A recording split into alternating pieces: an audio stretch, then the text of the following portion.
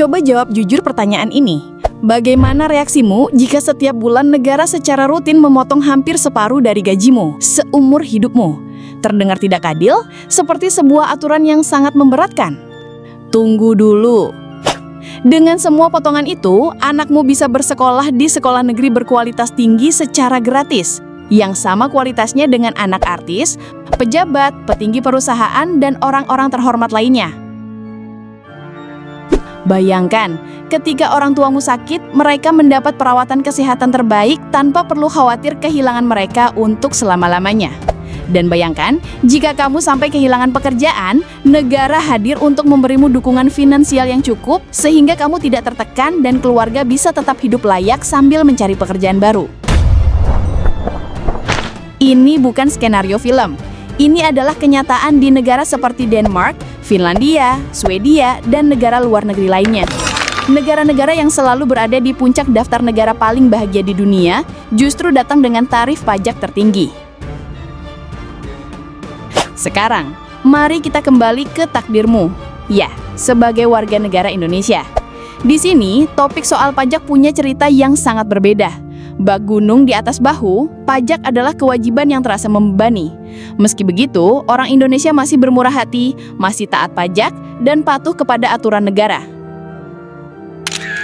Tapi dari kepatuhan yang sama nilainya dengan patuhnya orang Eropa tadi, apa yang dirasakan sebagai imbalannya?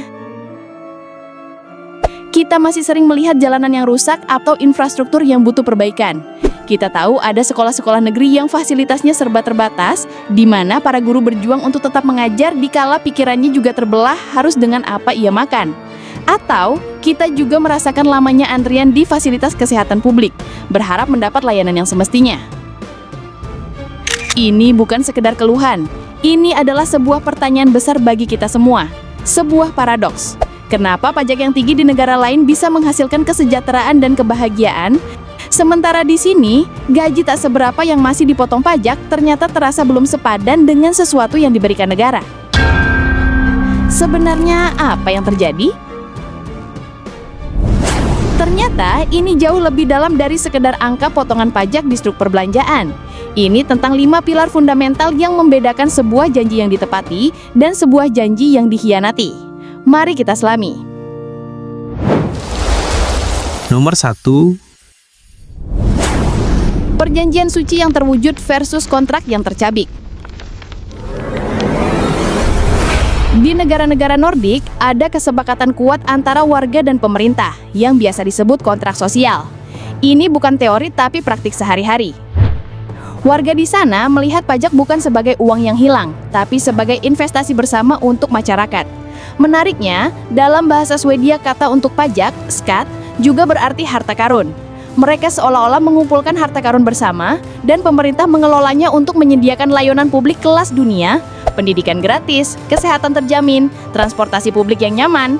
Setiap rupiah yang mereka bayarkan, manfaatnya kembali lagi ke mereka dalam bentuk kualitas hidup. Kontraknya jelas dan ditepati.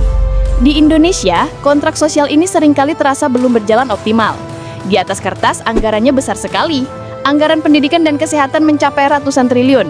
Bahkan kita baru saja mendengar rencana alokasi fantastis untuk program makan siang gratis yang akan segera berjalan. Namun, ada kesenjangan antara angka di kertas dengan kenyataan di lapangan.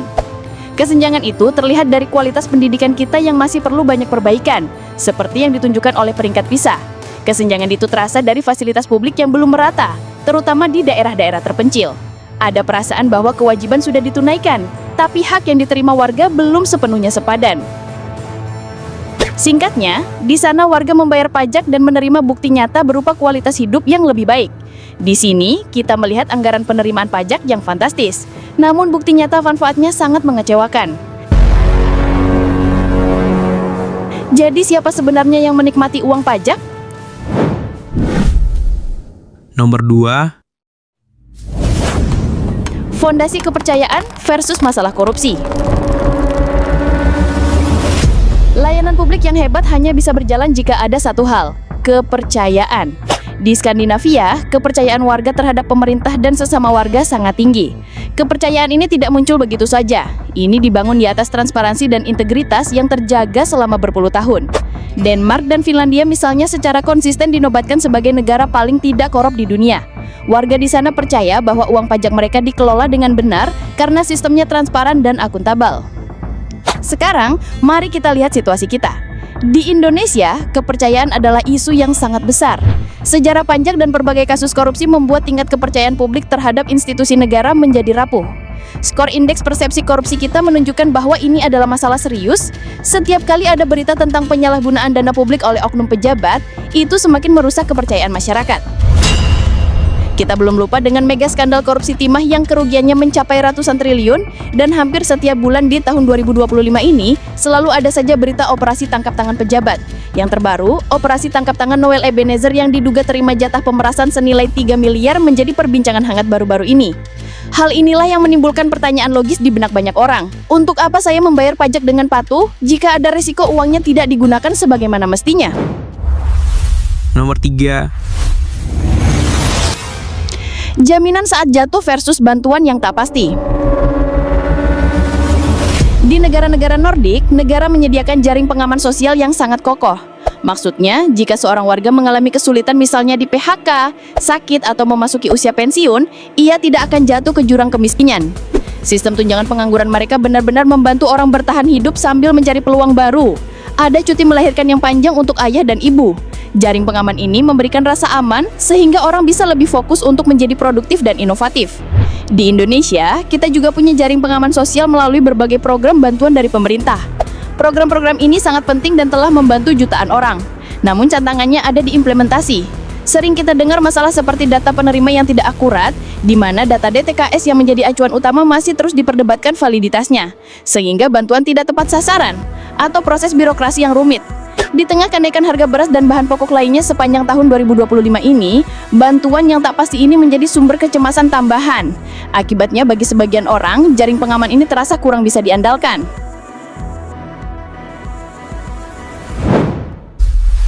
Nomor 4. Sistem untuk semua versus layanan berjenjang. Ada perbedaan filosofi yang mendasar. Model Nordik menganut prinsip universalisme. Artinya, layanan publik terbaik, seperti pendidikan dan kesehatan, disediakan untuk semua warga negara, kaya ataupun miskin. Anak pengusaha dan anak pekerja biasa belajar di sekolah negeri yang sama-sama berkualitas. Pejabat dan rakyat biasa dirawat di rumah sakit umum yang sama juga. Karena semua kalangan termasuk kalangan atas yang berpengaruh menggunakan fasilitas publik, mereka punya kepentingan langsung untuk memastikan kualitasnya selalu terjaga dan didanai dengan baik. Di Indonesia, pendekatan kita cenderung menargetkan layanan atau bantuan sosial untuk kelompok masyarakat tertentu, terutama yang miskin. Secara teori ini baik untuk efisiensi anggaran. Namun efek sampingnya adalah terciptanya layanan berjenjang. Mereka yang mampu secara finansial akan memilih keluar dari sistem publik dan beralih ke sekolah privat atau rumah sakit privat yang dianggap lebih baik. Fenomena ini semakin terlihat pasca pandemi, di mana kelas menengah rela mengeluarkan biaya lebih untuk menghindari antrian panjang dan ketidakpastian layanan di fasilitas kesehatan publik. Akibatnya, dukungan dan tekanan dari kelas menengah atas untuk memperbaiki layanan publik menjadi lemah. Nomor 5. Siklus positif versus lingkaran setan. Dan inilah intinya. Semua perbedaan tadi menciptakan dua siklus yang saling bertolak belakang. Di negara-negara Nordik, mereka ada dalam siklus positif. Pajak yang tinggi menghasilkan layanan publik yang hebat, layanan yang hebat membangun kepercayaan warga. Kepercayaan yang tinggi mendorong tindak kepatuhan pajak yang tinggi pula. Kepatuhan yang tinggi ini kemudian menjadi dana untuk terus meningkatkan kualitas layanan publik. Siklusnya terus berjalan ke arah yang lebih baik. Di Indonesia, kita seringkali berisiko terjebak dalam lingkaran setan. Layanan publik yang dirasa tidak memuaskan menyebabkan ketidakpercayaan. Ketidakpercayaan ini menurunkan motivasi untuk patuh membayar pajak. Tingkat kepatuhan yang rendah, ditambah adanya kebocoran karena korupsi, membuat dana negara terbatas. Apalagi ketika target penerimaan pajak di tahun 2025 ini dilaporkan tidak tercapai. Tekanan untuk meningkatkan pendapatan negara semakin besar. Semua elemen pun dicengkik pajak, namun di sisi lain kualitas belanja negara tak kunjung membaik. Akibatnya, masyarakatnya pun kembali dikorbankan. Jadi mari kita berhenti bicara soal tarif pajak. Ini sudah tidak relevan. Angka-angka itu hanyalah gejala dari penyakit yang jauh lebih dalam. penyakit kronis bernama janji yang dikhianati. Penyakit ini menyebar dalam 3 stadium mematikan. Stadium pertama, ketidakpercayaan, yang meracuni pikiran kita setiap kali melihat berita. Stadium kedua, apatisme, yang membuat kita merasa lelah dan berpikir, sudahlah, memang begini adanya. Dan stadium akhir, korupsi, kanker ganas yang menggerogoti setiap sendi bangsa, meninggalkan kita dengan tulang belulang harapan. Setiap jalanan rusak yang kita lewati itu bukan cuma aspal yang bolong, itu adalah luka di wajah keadilan. Setiap sekolah reot yang kita lihat itu bukan cuma bangunan tua, itu adalah kuburan bagi mimpi anak-anak kita. Setiap antrean di rumah sakit yang mengular itu bukan cuma soal waktu, itu adalah taruhan antara hidup dan mati bagi orang yang kita cintai. Pertanyaannya bukan lagi kenapa mereka bisa. Pertanyaan yang mendidih di dalam darah kita sekarang adalah sampai kapan? Sampai kapan teriakan bisu rakyat kecil hanya akan menjadi gema di lorong kekuasaan?